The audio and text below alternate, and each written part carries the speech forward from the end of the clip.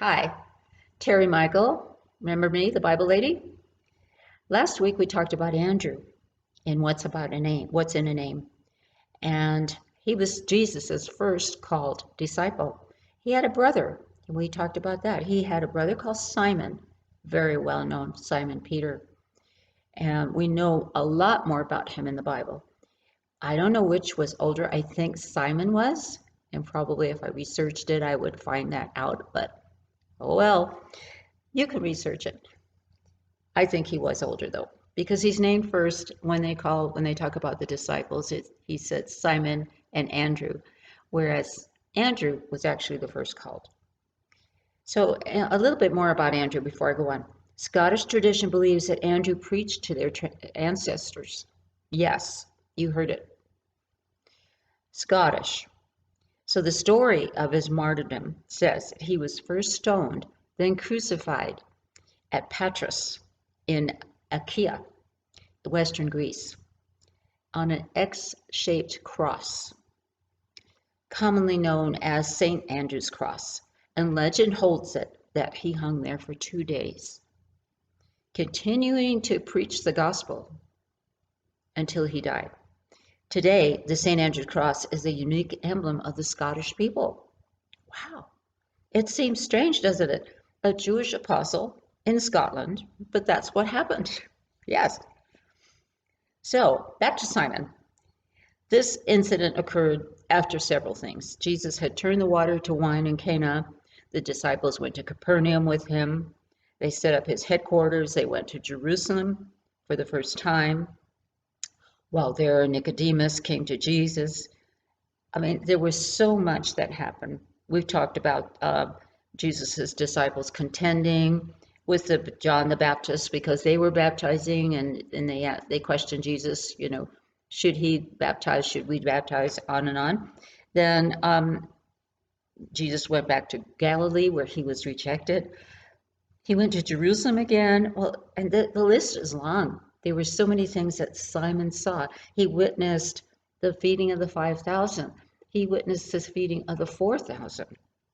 So all of these things took place when Jesus came into the coast, which is interpretation is into the parts, not the coast, of Caesarea Philippi, about 25 miles north of Capernaum, originally called Paneas.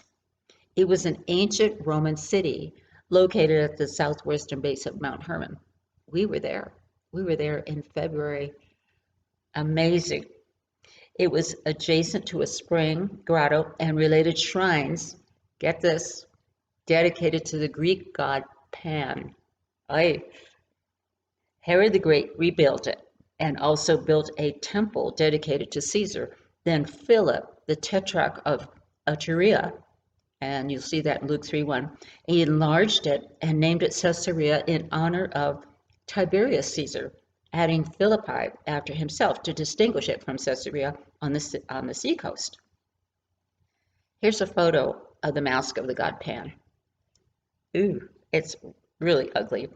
It's a detail from a bronze sphenoid situa, made in 340 to 320 BCE, part of the Vasil Boshkov collection, Sofia, Bulgaria. For those who can't see this figure, it's a really mean-looking green, unattractive head. Really. So in ancient Greek religion and mythology, Pan is the god of the wild shepherds and flocks, nature and mountain wilds. He has the hindquarters, legs, and horns of a goat. Not very attractive.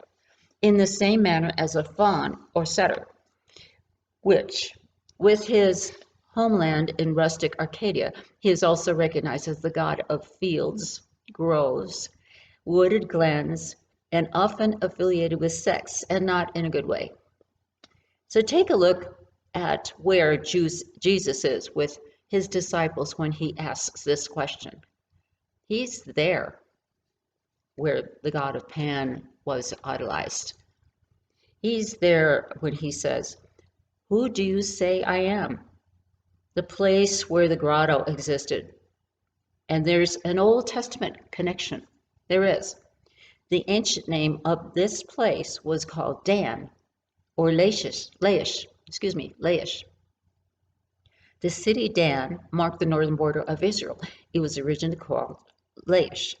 What occurred here in the Old Testament? Well, this is where Jeroboam set up an idol. You'll see that in 1 Kings 12, 28 and 29. Jeroboam was the son of Solomon's servant.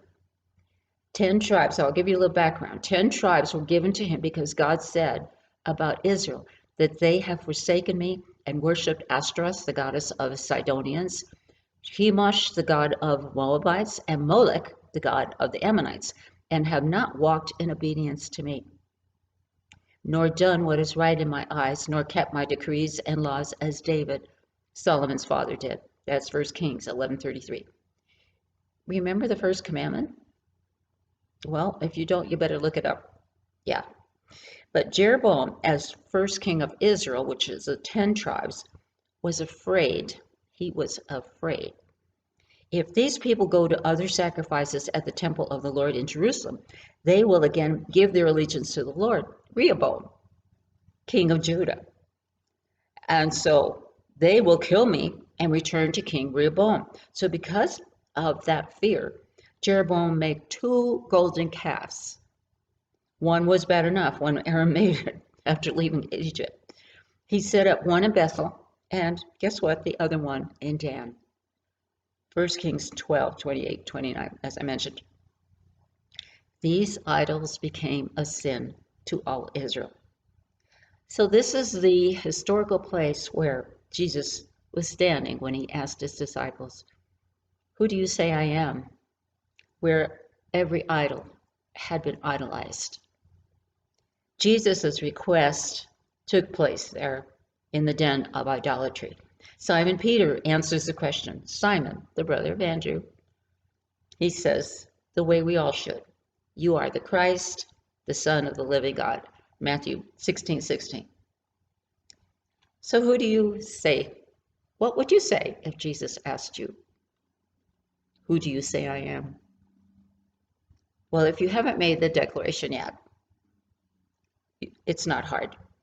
Do it, and you'll have a new life to gain. Don't hang out with idols. Simon was blessed because of his profession, and you will be too. Until next time, we have more to talk about Simon.